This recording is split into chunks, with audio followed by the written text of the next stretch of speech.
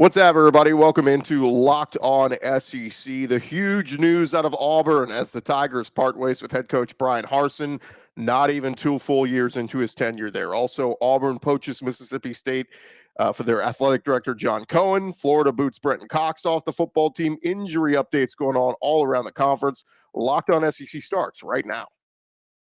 You are Locked On SEC, your daily podcast on the Southeastern Conference. Part of the Locked On Podcast Network, your team every day.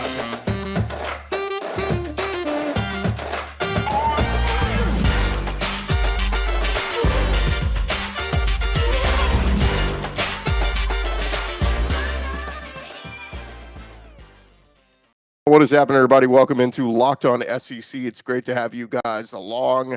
I'm Chris Gordy. Thanks for making Locked On SEC your first listen every day. Remember, Locked On SEC is free and available on all platforms, including YouTube and at LockedOnSEC.com. All right, let's jump into it. Let's go around the conference. Boots out to the right. Intercepted. Makes the handoff. What a catch! Around the conference. And we start with the big news nugget to come down early Monday morning. First, it was Auburn making the move for their athletic director and former Mississippi State AD John Cohen. Cohen stepped down from his position in Starkville and takes over for departed athletic director Allen Green, who left Auburn in late August. We'll get to more on John Cohen in just a bit, but the even bigger news came later Monday morning as Auburn announced they had officially fired head coach Bryan Harsin. The statement from the school read, Auburn has decided to make a change in leadership of the football program.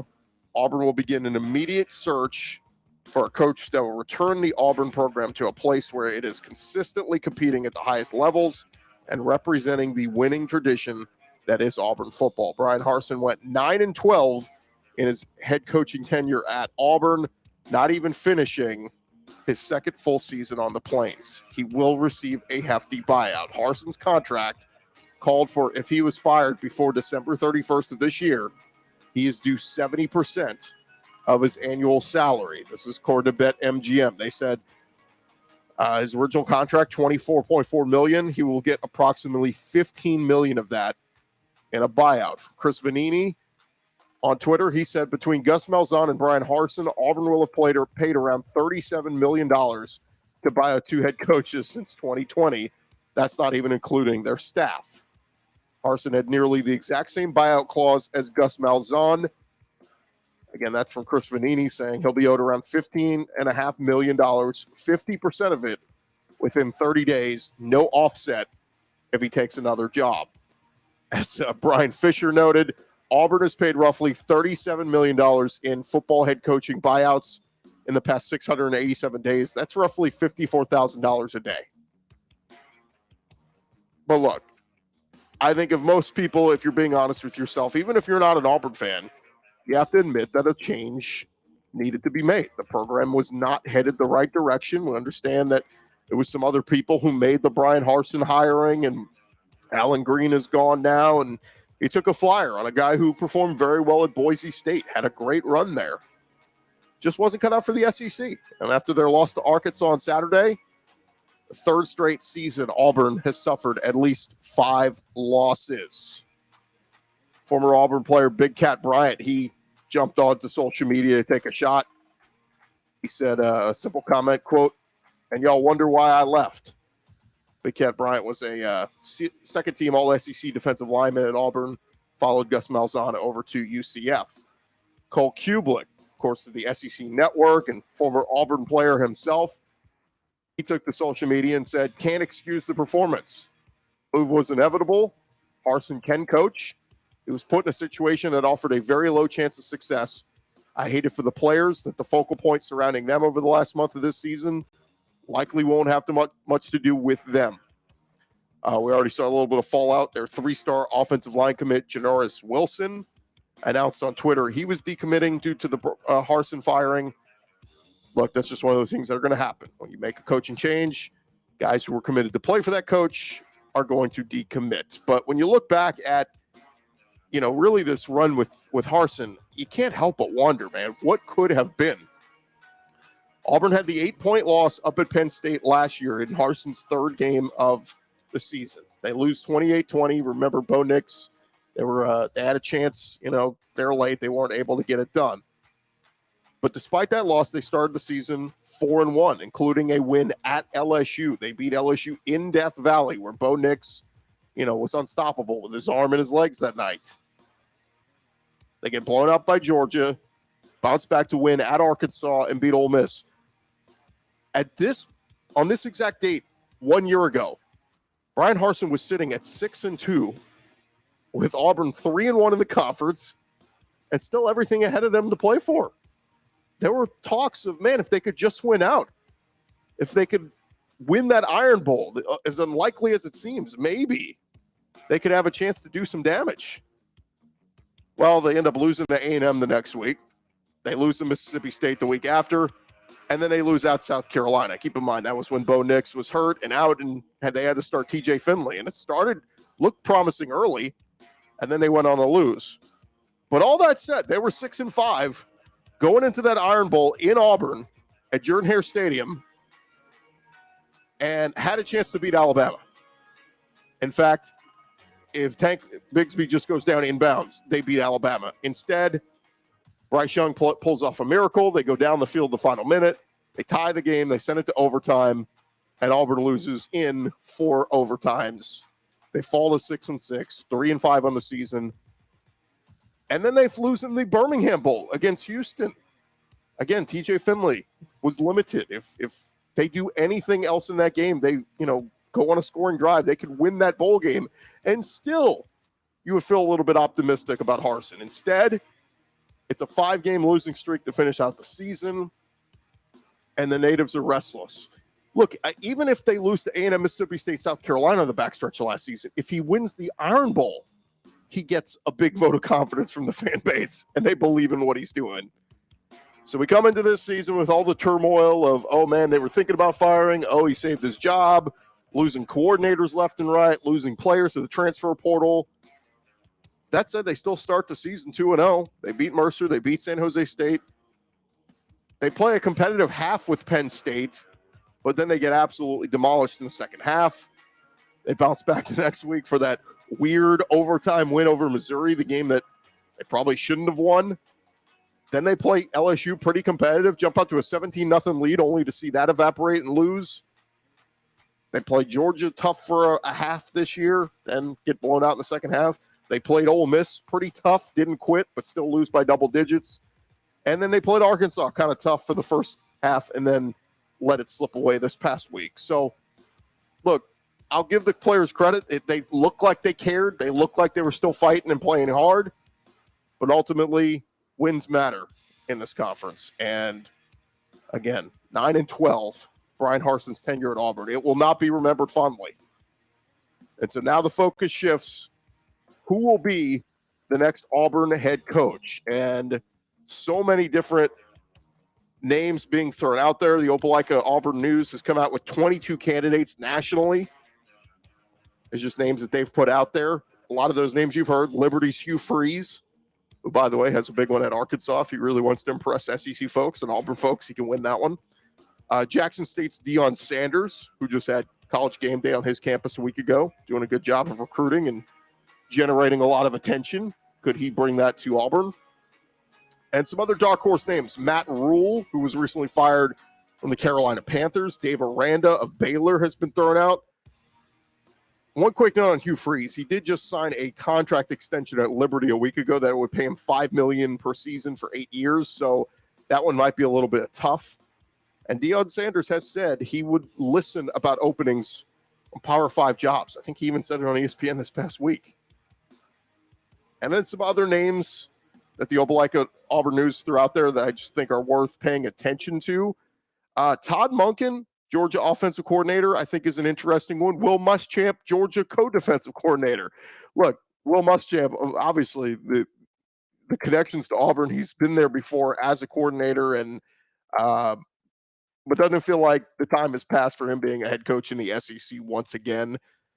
Bill O'Brien, Alabama offensive coordinator, is one to look at. Mark Stoops done a fantastic job at Kentucky. Is Auburn, do they provide something he can't get at Kentucky? One name that I really like, and I would keep an eye on Alex Golesh, the offensive coordinator at Tennessee, doing a fantastic job, working in tandem with Josh Heupel. Got that offense on fire. I think he would be a very safe pick. I think Golesh could be a good head coach in the SEC. Jeff Grimes, the Baylor offensive coordinator, another name. And then just a few other names they threw out there. Mike Gundy at Oklahoma State, Jamie Chadwell at Coastal Carolina, and Liam Cohen, first-year Rams offensive coordinator, who was Kentucky's OC a year ago and did a good job there with Will Levis. That offense has not looked as good this year with Liam Cohen gone. So just some initial names that have been thrown out there, and we'll see where Auburn goes. But who, if you're an Auburn fan, would make the biggest splash? If you're not an Auburn fan and you're an SEC fan, who do you want to see Auburn hire that maybe wouldn't scare you as much? I'm sure some fans may be saying, Will Muschamp would be one that would not scare them. Todd Monken or Bill O'Brien. Again, there may be some dark horse names that haven't come to light, but those are just some of the initial names. We'll get back to John Cohen here in just a second as we bring you some other news going on around the conference. But I want to remind you, thanks again for making Locked On SEC your first listen every day.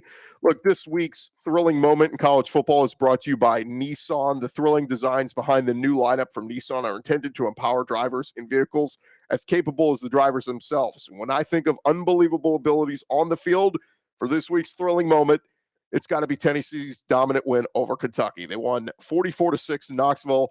Hendon Hooker threw 3 touchdowns, 2 of them to Jalen Hyatt, as he had 138 yards receiving and continues to lead the SEC in receiving yards. But it was that Vol defense absolutely crushing the Kentucky offense, holding Will Levis to under 100 yards passing and picking him off not once, not twice, but 3 times. Impressive, dominant win for Tennessee. The segment has been inspired by the thrilling new designs featured across Nissan's new lineup of vehicles. Pursue what thrills you in the all-new Frontier, Armada, or Pathfinder today. Available now at nissanusa.com.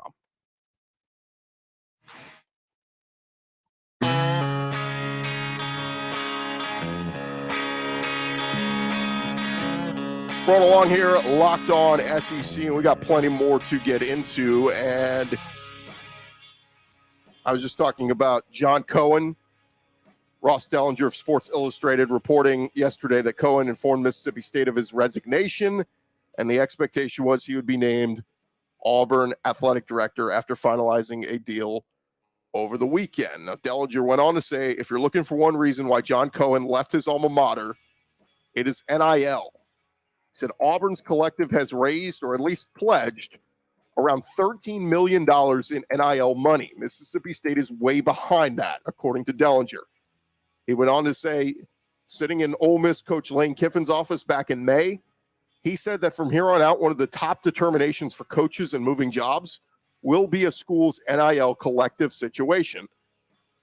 But he also said, we'll see that from ADs as well. This is now part of the resources discussion, according to Ross Dellinger. Your school's got to be on top of this NIL stuff. And the athletic directors get it. If we're not helping bring money to the student athletes, we're not going to get said student athletes.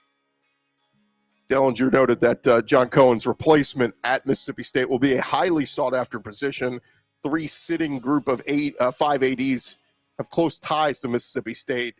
Georgia Southern's Jared Benko, San Diego State's John David Wicker, and Eastern Michigan's Scott Weatherby, all connections to Auburn. So we will see if any of those, or Mississippi State rather, we'll see if any of those folks get considered for that job. But Auburn, like we said, made a move for John Cohen, but according to one report from the Arkansas Business, they went after another current sitting SEC AD. Apparently, according to this report, Auburn offered the AD job to Hunter Yurachek of Arkansas, offering him $2 million, but the Razorbacks made moves to keep Yurachek, who received a raise and contract extension. University of Arkansas System spokesman Nate Hinkle said Monday he could not confirm the details of the offer that were provided to Arkansas Business, but Hinkle said in an email, I am confirming that an offer was made and that as a result, recent negotiations have taken place to retain AD Hunter Yurachek. The details are a new 5-year contract starting January 1st, where Yurachek's annual salary will be raised from $1.25 million to $1.5 million with deferred compensation of $250,000 from private funds. So some big news there for Arkansas. They almost tried to poach your AD. Instead, they go poach Mississippi State's. Now, the other big story that came out Monday was just tons of big SEC news coming out with John Cohen leaving Mississippi State for Auburn and Auburn firing Bryan Harsin, the coaching search underway. How about the Florida Gators? It's been a pretty rough up and down season for them. Billy Napier at his Monday press conference confirmed that Brenton Cox Jr. was dismissed from the team. Napier said, "We've kind of decided to move on here. I think that being a football player at the University of Florida is a privilege. There are certain expectations and standards that come with that. Brenton's been here in his third year. Obviously, he's done a lot of good things for this school, and we wish him nothing but the best. But sometimes you have to make decisions in the best interest of the team. We're going to do everything we can to help Brenton with his transition," Napier said. Billy Napier not sharing specifics on what happened with Brenton Cox Jr. He said it's, quote, a cumulative effect. He also said it's, quote, a healthy thing for our team. Brenton Cox, a redshirt junior, leads the team with 8 tackles for a loss this year, 35 total tackles, 2 sacks, 9 quarterback hurries in his 8 games played this year. Cox began his career at Georgia before he transferred to Florida under Dan Mullen. He's one of the more experienced players around. He's appeared in 45 games since he was a freshman in 2018, made 41 tackles each in 2020 and 2021. He started at the jack spot, the buck linebacker spot throughout his career, and his defensive grade of 68.4 ranks 9th on Florida's defense amongst players with 20 or more snaps, according to Pro Football Focus. So Florida now going to lean on some guys like Justice Boone, Lloyd Summerall, Antoine Ryland Powell, all those guys at that edge position as they try to finish out their final 4 games of the season. But again, when you have ups and downs of the season and losses start to mount, you always have issues that arise. And it sounds like Billy Napier doing what's best for the team here. As he said, quote, it's a healthy thing for our team. And kind of that other quote that stands out is him saying, I think being a football player at the University of Florida is a privilege. So maybe some shots fired there at Brenton Cox Jr., but he has finished his career at Florida. We'll see where he ends up. All right, thank you guys again for making Locked On SEC your first listen every day. Coming up next, we need to hit on some injury news going on in some other schools around the conference that coming your way in just a second. But first, I want to remind you guys about our friends over at SweatBlock. We've been telling you about them. It is, if you're one of those people that suffers from sweating in your armpits or just over sweating, whatever, wet circles under your arms, you can get your wet life back because of SweatBlock. If you go check them out at their website, just search SweatBlock. They will give you the confidence to wear what you want without embarrassing underarm sweat. Their SweatBlock wipes were featured and tested on the Rachel Ray Show by firefighters. If you or someone you love is experiencing embarrassing sweat or odor, you need to go try them out. SweatBlock. They've got the underarm deodorant stick that you can use or the wipes, and they will get you started today. You can even use them, wherever you have issues sweating on your body, but particularly underarm sweat. That's the most noticeable. That's the most embarrassing, and can ruin some of your shirts as well. SweatBlock's here to help you out. Again, if you or someone you love is experiencing this, go try out SweatBlock. You can save 20% off with our promo code LOCKEDON, LOCKEDON, at sweatblock.com.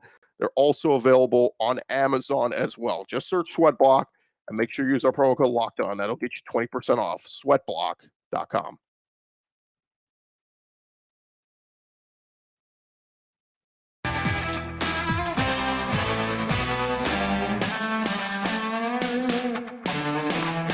Continue on here, Locked On SEC, and we still got more we got to jump into here as we finish off with the latest news going on around the conference. And we'll head over to Arkansas first, as Sam Pittman revealed during his meeting with the media on Monday that Arkansas running back Dominique Johnson suffered a torn ACL in practice after making a cut against Air.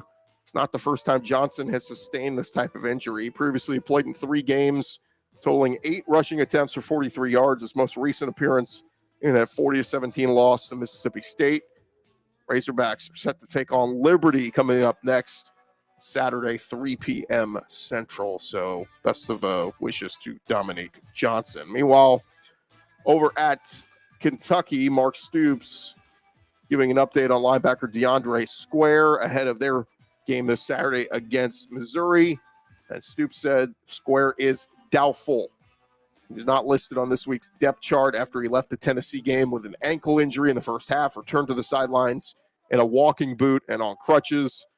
Stoops said, you don't know. Put some medicine in there, ice it up, maybe, but the chances are he's not going to play. DeAndre has been a great leader.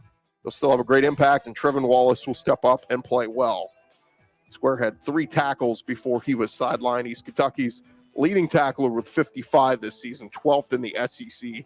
Also has 3 tackles for a loss, a sack, and a game-clinching interception against Mississippi State, the 3rd of his career. In that game, Square made 11 tackles and a half tackle for a loss. He was named co-defensive player of the week in the SEC after that game. So tough news there for DeAndre Square. Going to be out for some time for Kentucky, it sounds like. And then over at Georgia, the Bulldogs getting ready for their biggest test of the season, going up against the undefeated Tennessee Volunteers. Kirby Smart, talking with the media on Monday, shared the latest on Nolan Smith following a serious injury to the star linebacker in Saturday's win over Florida. On Monday, Smart said Nolan Smith suffered a pectoral muscle injury. And while Georgia did an MRI on the injury, the medical staff still getting opinions about it. Smart said, quote, "It does not look good. Will probably be doubtful for this week."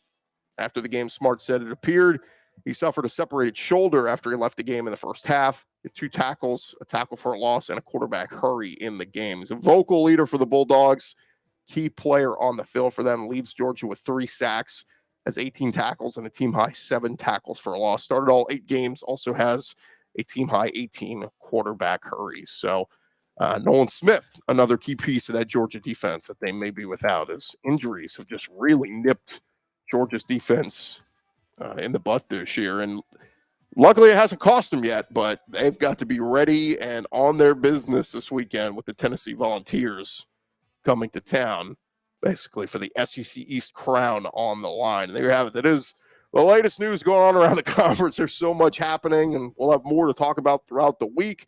Reminder to go check out some of our other great podcasts. I know our buddy Brandon Olson from Locked On Gators has been all over the Brenton Cox news, and our buddy Zach Blackerby, host of Locked On Auburn. He has been all over the Bryan Harsin firing, and so if you want more on that, go check those guys out. Thank you guys for making Locked On SEC your first listen every day. For your next listen, go check out the Locked On Sports Today podcast, the biggest stories of the day, plus instant reactions, big game recaps, and the take of the day, available on the Odyssey app, YouTube, or wherever you get your podcast. You guys have a great day.